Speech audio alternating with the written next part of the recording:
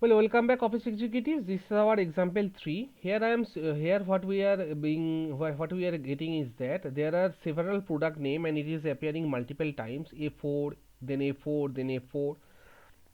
Now I want to know the appearance of any particular product in this particular data set. How many times a particular product is appearing.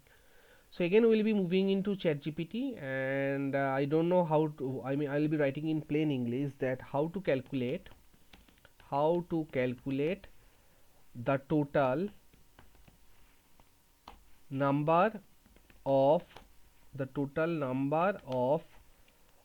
times a word has been repeated in a column. So generate an Excel formula for the same. Let's see what ChatGPT has. So to calculate how many times a specific word appears in a column, use COUNTIF. Your data is in column A. Fine. The word you want to count is in cell E1. Fine. Let me copy code. So here it is also giving an explanation, an example that if the word have been apple.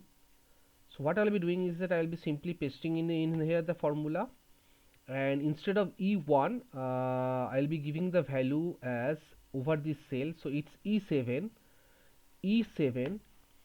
So here I'll be writing toner 13. Okay, so let me select the whole of the range, Control A and then Control Shift L to apply the filter. Now I'll be unselecting all and I'll be applying the filter for the toner. So here it is.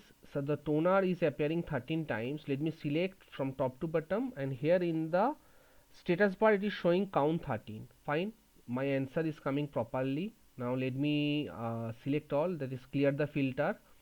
Now instead of toner, if I had given in mouse, the answer would have been 4. So let me again uncheck all of the option and apply the filter only for the mouse, and we are having the value only 4 values. Yeah, it's coming properly.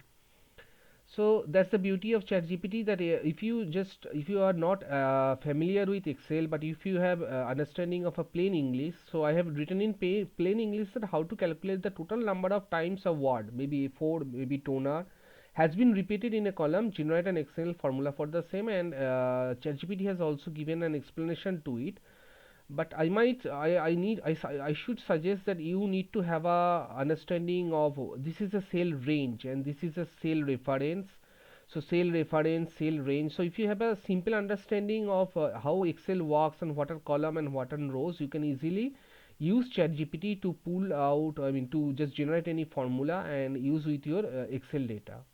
So that's for this particular video. Thank you all guys, and happy coding.